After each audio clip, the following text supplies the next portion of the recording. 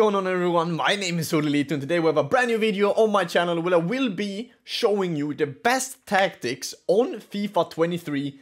So I think we should just jump into the video. These are some great tactics. These are a few different formations that I've been trying out and been having pretty big success with, if I'm being honest. So I played a lot of games in Rivals. That's often where I've seen or seeing if the formations and the tactics are working good for me, because I'm in, of course, Elite Division and playing against the best pro players in the world.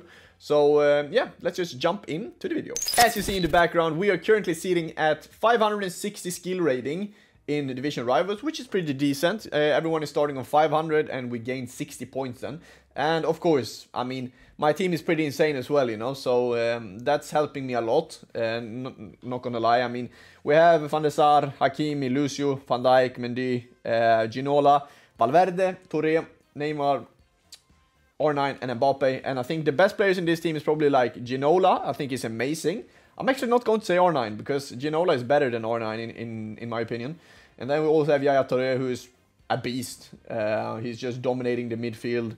Wherever he runs, he's just intercepting everything. His shooting is simply amazing and passing is always very, very good, you know. And then, of course, the center-back partnership is doing very, very well for me with Van Dijk and Lucio, who, in my opinion, I think are the best two center-backs on the game.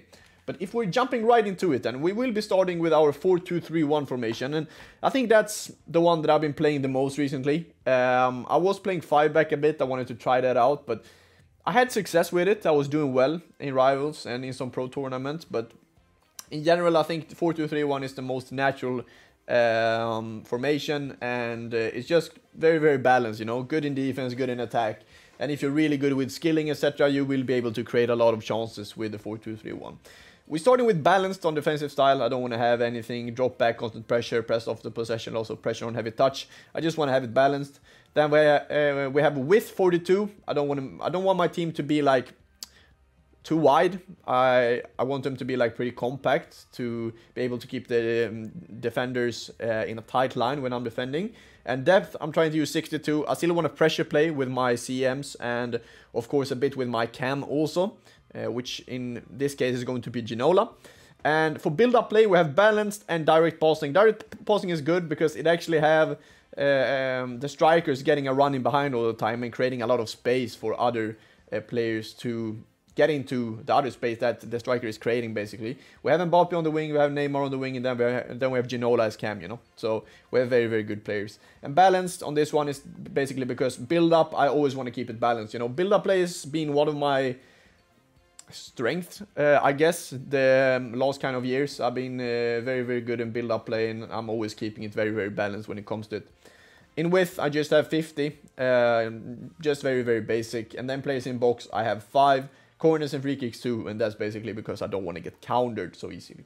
And as you see in the background, Ginola, central cam, and Neymar is playing on the wing. And you might ask yourself, why is Neymar on the wing? And that's because Ginola, on this meta, we know that the L1 triangles are simply crazy.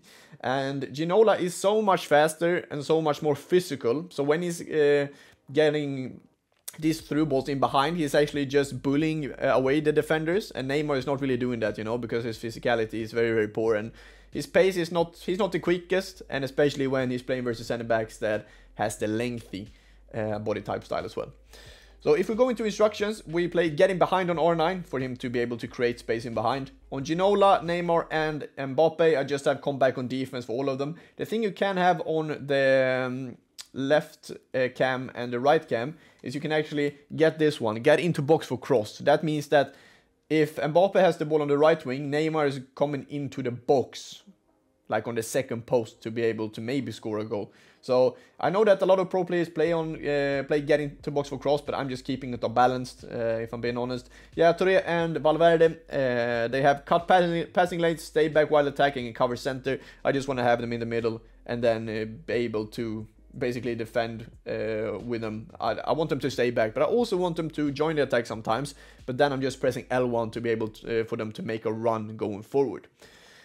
And we have, for the left back and for right back, we have stay back while attacking.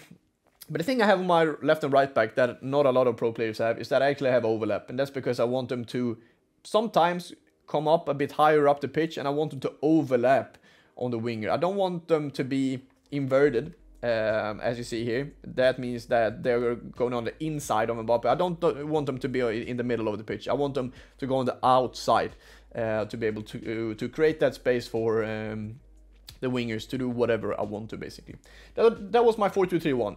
We have the 5 back as well, which, as I said before, it's been working pretty well. We have balance here, 45-61, pretty basic, I guess. Build up play, balance, direct passing, 50, 6-2-2. I want to have a bit more players in the box here, and that's basically because I'm playing 5 back, right? So I think that makes a lot of sense. And then for the strikers, I have getting behind. I want them to be able to make these runs in behind all the time. Ginola, I actually have stay forward, and that's because I want to have this triangle up top to be able to like play the ball in between these guys, and for Mbappe and R9 to be able to make that run in behind. But if R9 or Mbappe is staying a bit back, Ginola is getting that run in behind as well. So he's basically like switching position with them in game sometimes.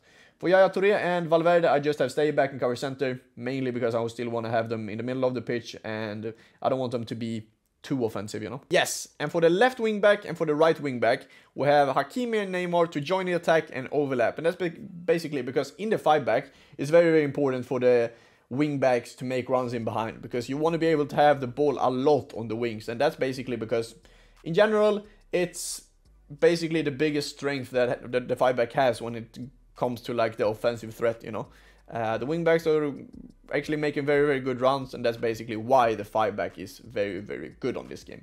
And for the other formation, I haven't been playing it a bit, like not much, but I've been playing the 4-2-2 a bit. 45th with 60 depth, balanced in defensive style, balanced in build-up play, direct passing. You see a common thing here. I have the same with every formation, and that's build-up play balance, defensive side balance, and then chance creation we have direct passing on. And we have 50 width, 6 players in box, 2 corners, 2 free kicks, because I don't want to get countered. And then for the 2 strikers, I have drift wide on the left one, and that's basically because I want him to be a bit on the wing.